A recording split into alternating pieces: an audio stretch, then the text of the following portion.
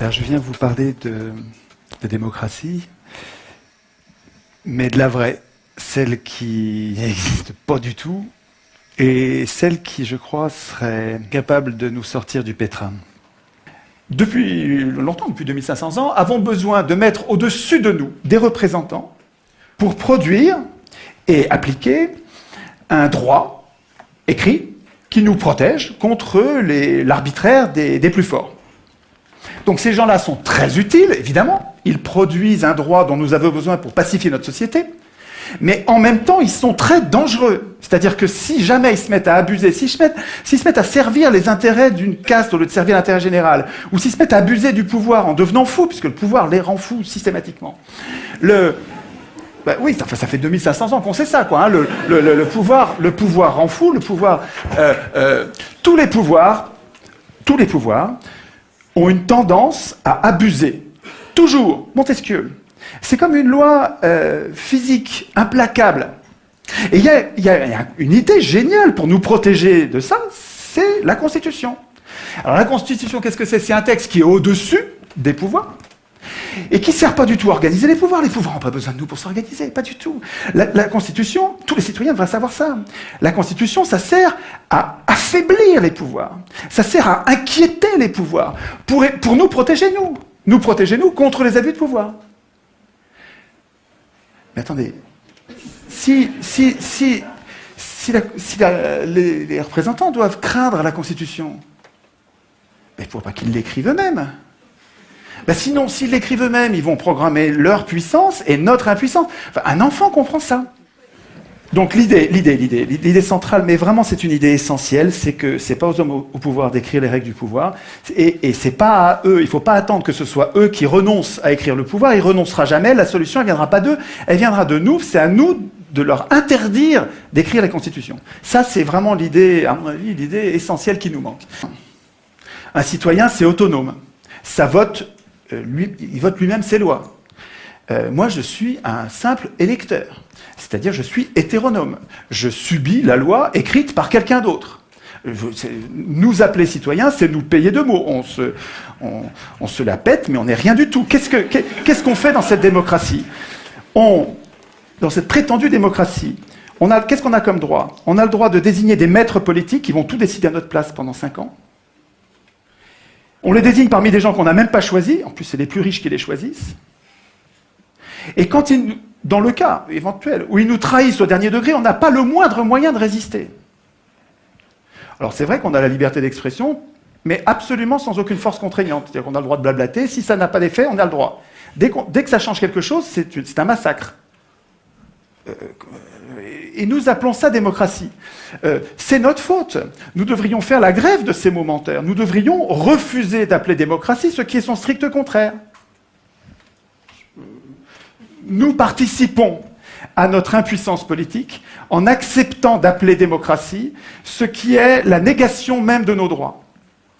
C'est-à-dire que quand on accepte d'appeler ça démocratie, on n'arrive même pas à formuler la solution.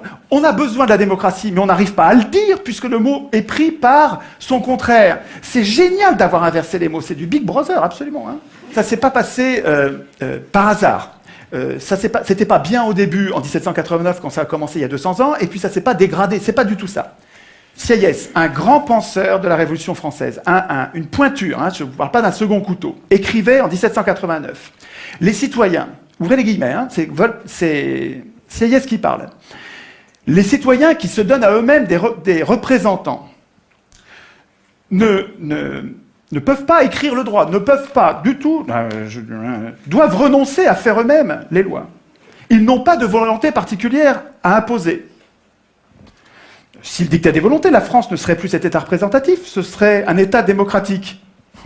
Le peuple, c'est toujours du Sieyès, hein, le peuple, je le répète, dans un pays qui n'est pas une démocratie, et la France ne saurait l'être, le peuple ne peut parler, et ne peut agir que par ses représentants. Tiens, ce gars-là n'était pas un démocrate. Et il savait très bien ce que c'était la démocratie. Vous allez le voir dans un instant. Tout le monde savait, avant 1789, tout le monde savait, Montesquieu, Aristote, ils savaient tous que l'élection est aristocratique, donc oligarchique. Aristote le disait explicitement, je vous passe la citation. Montesquieu le disait aussi explicitement, je vous passe la citation. Vous irez sur le net pour chercher, il faut que je gagne du temps. Je voudrais insister, ça c'est super important. Il y a deux choses très importantes. Pendant 200 ans de tirage au sort à Athènes, où il y avait des riches et des pauvres. Ok, je sais qu'ils avaient mis de côté les esclaves, je sais qu'ils mettaient de côté les femmes. Je ne vous parle pas de ça, je vous parle des citoyens. Les citoyens de l'époque, il y avait des riches et des pauvres. Pendant 200 ans de tirage au sort, c'est les pauvres qui ont dirigé toujours. Toujours. Au contraire, on a un autre exemple. Alors, on a deux exemples historiques, avec des faits. Ce n'est pas des opinions, c'est des faits. Pendant 200 ans de tirage au sort, le tirage au sort, c'est les pauvres qui gouvernaient. Il y avait des riches, mais ce n'est pas eux qui gouvernaient, c'est les pauvres qui gouvernaient. Et puis pendant 200 ans de gouvernement représentatif, parce que c'est comme ça que ça s'appelle notre régime, ça ne s'appelle pas une démocratie, ça s'appelle un gouvernement prétendument représentatif. Et dans ce régime-là, pendant 200 ans, c'est toujours les riches qui dirigent. Toujours. Moi, ma question, puisque le tirage au sort donne le pouvoir aux pauvres, le pauvre c'est 99%, puisque l'élection donne le pouvoir aux 1%, des ultra-riches, mais jusqu'à quand les pauvres, les 99%, vont-ils défendre l'élection comme si c'était une vache sacrée? Enfin, je veux dire, pour moi, il y a quelque chose d'indéfendable à voir tous ces pauvres qui défendent l'élection alors que le tirage au sort leur rendrait le pouvoir. Qu'est-ce qui fait que nous tenons à l'élection? C'est parce que c'est pas la raison, parce que les faits montrent que nous n'avons pas intérêt à ça. Mais par contre, c'est les mythes. L'école dite républicaine nous apprend que depuis qu'on est tout petit, que élection égale démocratie, démocratie égale élection. Alors, depuis que tout petit, on le croit. Et donc, il y a une période de désintoxication de ces mensonges de pouvoir. Il faut arriver à remettre les mots à l'endroit. Nous ne sommes pas en démocratie, et ce dont nous aurions besoin, c'est une démocratie avec du tirage au sort qui nous libérerait de ceux qui veulent le pouvoir. Pour changer les choses, il me semble que nous ne pouvons pas compter, il ne faut pas compter sur ceux qui ont le pouvoir en ce moment. La solution ne viendra pas d'eux. La solution, elle viendra des gens normaux, des gens simples, des gens qui ne veulent pas de pouvoir. Et là, il faut que vous connaissiez cette pensée d'Alain, qui est un penseur formidable, à connaître absolument, qui disait « Le trait le plus visible de l'homme juste est de ne point vouloir du tout gouverner les autres. Et de se gouverner seulement lui-même. Cela décide tout. Autant dire que les pires gouverneront. Si les gens bons ne veulent pas gouverner, et qu'on donne le pouvoir, comme dans le gouvernement représentatif, à ceux qui le veulent, les pires gouverneront. Ce piège, qui est désespérant d'Alain, Alain, il a raison quand il dit ça, il a raison dans le gouvernement représentatif. Parce que tant qu'on donne le pouvoir à ceux qui le veulent, tous les gens qui sont justes, qui sont bons, qui ne veulent pas du pouvoir, on ne les aura pas. Alors que on peut sortir de ce piège de cette tenaille, je pense, avec une vraie démocratie. Une vraie démocratie où vous donnez le pouvoir à n'importe qui, et les meilleurs d'entre nous sont parmi ces n'importe qui ne veulent pas du pouvoir.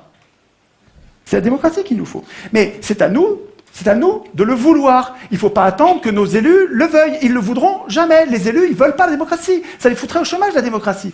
Le tirage au sort, à Athènes, il donnait un tout petit peu de pouvoir, pas longtemps, et jamais 2 fois de suite, avec plein de contrôles qu'il faudrait prendre le temps d'expliquer, ce qui fait que les Athéniens, ils donnaient ce petit peu de pouvoir pour le garder pour eux.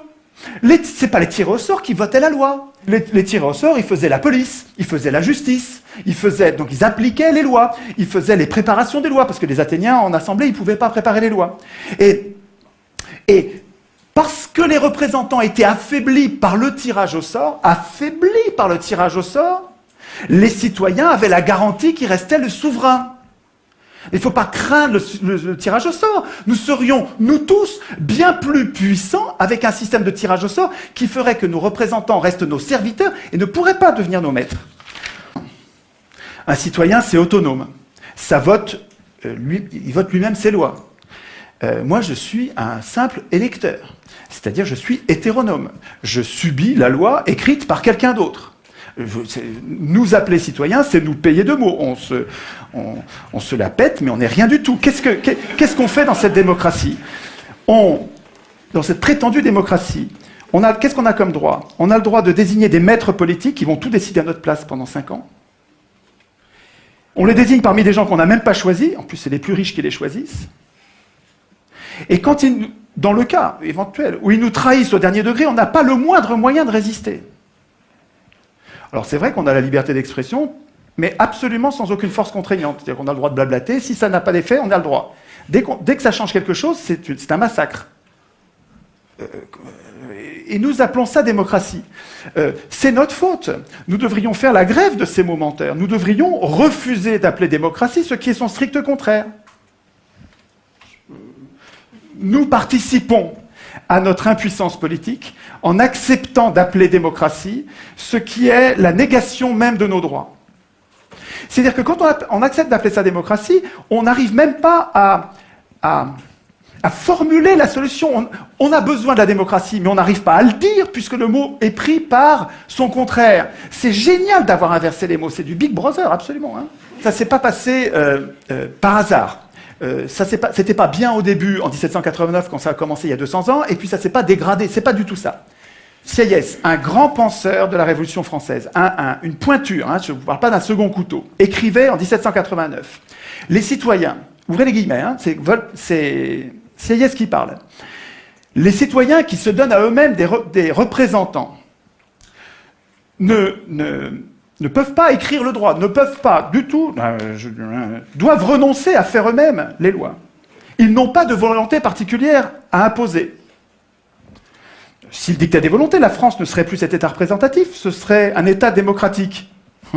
Le peuple, c'est toujours du Sieyès, hein, le peuple, je le répète, dans un pays qui n'est pas une démocratie, et la France ne saurait l'être, le peuple ne peut parler, et ne peut agir que par ses représentants. Attends, ce gars-là n'était pas un démocrate. Et il savait très bien ce que c'était la démocratie. Vous allez le voir dans un instant. Tout le monde savait, avant 1789, tout le monde savait, Montesquieu, Aristote, ils savaient tous que l'élection est aristocratique, donc oligarchique. Aristote le disait explicitement, je vous passe la citation. Montesquieu le disait aussi explicitement, je vous passe la citation. Vous irez sur le net pour chercher, il faut que j'aille du temps. Je voudrais insister, ça c'est super important. Il y a deux choses très importantes. Pendant 200 ans de tirage au sort à Athènes, où il y avait des riches et des pauvres. Ok, je sais qu'ils avaient mis de côté les esclaves, je sais qu'ils mettaient de côté les femmes. Je ne vous parle pas de ça, je vous parle des citoyens. Les citoyens de l'époque, il y avait des riches et des pauvres. Pendant 200 ans de tirage au sort, c'est les pauvres qui ont dirigé toujours. Toujours. Au contraire, on a un autre exemple. Alors, on a deux exemples historiques, avec des faits. Ce n'est pas des opinions, c'est des faits. Pendant 200 ans de tirage au sort, le tirage au sort, c'est les pauvres qui gouvernaient. Il y avait des riches, mais ce n'est pas eux qui gouvernaient, c'est les pauvres qui gouvernaient. Et puis pendant 200 ans de gouvernement représentatif, parce que c'est comme ça que ça s'appelle notre régime, ça ne s'appelle pas une démocratie, ça s'appelle un gouvernement prétendument représentatif. Et dans ce régime-là, pendant 200 ans, c'est toujours les riches qui dirigent. Toujours. Ma question, puisque le tirage au sort donne le pouvoir aux pauvres, le pauvre c'est 99%, hein, puisque l'élection donne le pouvoir aux 1%, des ultra-riches, mais jusqu'à quand les pauvres, les 99%, vont-ils défendre l'élection comme si c'était une vache sacrée? Enfin, je veux dire, pour moi, il y a quelque chose d'indéfendable à voir tous ces pauvres qui défendent l'élection alors que le tirage au sort leur rendrait le pouvoir. Lui, il faut absolument que l'Assemblée constituante soit tirée au sort, de là, tout va découler. Je pense que cette idée est valable pour toute la Terre. Je vous remercie de votre attention.